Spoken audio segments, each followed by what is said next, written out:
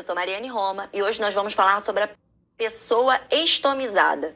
Para me ajudar nesse assunto, eu conto com a presença da Paula Lousada, que é mestre em enfermagem. Seja muito bem-vinda, professora. Eu agradeço, Mari. Bom, professora, já explica pra gente então quem é a pessoa estomizada, o que é a pessoa estomizada? A pessoa estomizada é uma pessoa que, mediante a condição clínica dela, há necessidade da construção cirúrgica de um estoma. E o que é esse estoma? Nada mais é do que um orifício que vai conectar uma víscera oca, né, um órgão daquele corpo com a parte externa. E é isso, numa realidade, na prática, significa o quê? Uma pessoa que ela tem dificuldade para respirar pelo nariz, né? Um acidente, um trauma, por exemplo, um acidente automobilístico. Então, vai ser construído para ela, né, um estômago na região do pescoço, que é a famosa traqueostomia. Então, ela vai começar a respirar por ali, às vezes pelo tubo, e, né, também depois de uma forma permanente. Uma criança neuropata que tem uma dificuldade para engolir e ela não tem necessidade de ser colocada numa bomba infusora para uma alimentação direto na veia, pode ser no estômago. Mas como vai fazer se ela não consegue engolir? Então é construído esse estômago no estômago e isso vai ser feito, né, conectado uma sonda, e ele vai ser alimentado por ali. E da mesma forma em outras regiões que a gente chama de estomas de eliminação. A pessoa precisa eliminar na urina, a pessoa precisa eliminar as fezes. Então, esse estoma, ele varia de nome de acordo com a finalidade, com o órgão.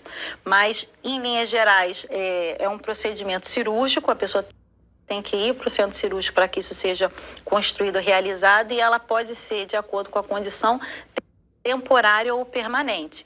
Em alguns casos que eles são temporários, a pessoa tem algum problema e aquela região precisa ficar descansando por causa de outras intervenções cirúrgicas. Então, cessado, né, esse período de pausa, mais uma vez, né, é desconstruído esse estômago, né, é fechado esse orifício e a pessoa volta a ter as funções normais daquela região. Em outras, em casos mais severos, como por exemplo de um câncer, em que a pessoa perde parte até daquele órgão, ela se torna permanente. Certo, agora a gente já entendeu como é a pessoa estomizada, né? E o que é o estoma. Agora a gente queria entender como é que fica essa pessoa depois dessa intervenção. É uma pessoa que exige ali um cuidado multiprofissional especializado, porque além das condições clínicas que levaram à produção, né, a construção cirúrgica desse estoma, a pessoa ela precisa passar por um processo de adaptação que não é fácil. E aí esse processo de adaptação ele vai variar de acordo até com a permanência daquele estoma, se ele é temporário ou permanente. E por incrível que pareça, uma pessoa que ela é estomizada temporariamente, a adaptação dela é mais difícil do que uma pessoa de forma permanente, porque a pessoa acaba criando uma resistência muito grande àquela nova condição. Então, em outras palavras, ela pensa assim, não, mas eu não tenho que me adaptar a isso porque eu sei que é por um período certo, né? Por um período X que eu vou ficar. Então, acaba sendo uma adaptação um pouco mais complicada do que aquela pessoa que já vem sendo trabalhada até numa forma psicoemocional de que essa é a nova condição dela, né? Então, é realmente necessário que ela aprenda todas as mudanças que vão acontecer no corpo dela, nem mudanças que ela tem que ter no estilo dela de vida, nas áreas da vida como um todo. Mas é um processo muito variável em termos de tempo, porque cada pessoa, né, vai responder de uma forma, não só organicamente, mas até de forma psicoemocional na aceitação disso. E Paula, quais são os direitos da pessoa estomizada? A pessoa estomizada, como ela é considerada pessoa com deficiência, mediante essa nova situação dela, a partir do Estatuto da Pessoa, né, com Deficiência do ano de 2015, ela também entrou dentro desse elenco de pessoas com deficiência. Então, direitos que pessoas com deficiência sejam físicas, emocionais, na verdade, né, e de outros limitantes, são aquelas mais famosas. Então, a pessoa tem direito a entrar em processos seletivos para trabalho para estudo por meio de cotas, essa pessoa ela recebe um benefício, né, do governo. No caso, ela não tenha condições de gerar a própria renda dela, o transporte também acaba sendo gratuito. Então, todos aqueles benefícios que uma pessoa com deficiência tem, a pessoa estomizada também entra nesse rol. E, professora, para fechar, a pessoa estomizada, ela tem deveres? Porque a gente falou dos direitos, mas e os deveres dela? Sim, aí é bom você tocar nesse ponto, Mário, porque aquilo, direitos são sempre acompanhados de deveres, Sim. né? E assim, os deveres assim são tanto relacionados à condição dele enquanto cliente e relacionados a questões enquanto cidadão. Sim. Então, falando sobre o como cliente, hoje nós dentro do Ministério da Saúde, né, do nosso Sistema Único de Saúde, que todos nós profissionais, independentes da área pública ou privada, trabalhamos baseados nesses princípios e nessas diretrizes. Nós sempre trabalhamos com a corresponsabilização daquela pessoa. E isso na prática funciona de que forma?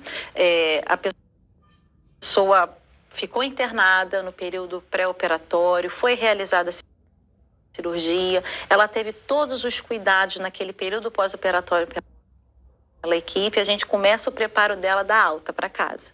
Então essa pessoa, ela é educada em relação a como se alimentar, a como se vestir, a quais são as alterações que vão surgir no corpo dela, que indicam que ela precisa voltar ao hospital e não buscar auxílio de um profissional de saúde. Então, existem uma série, né, de atribuições, de deveres, de cuidados que cabem à pessoa realizar.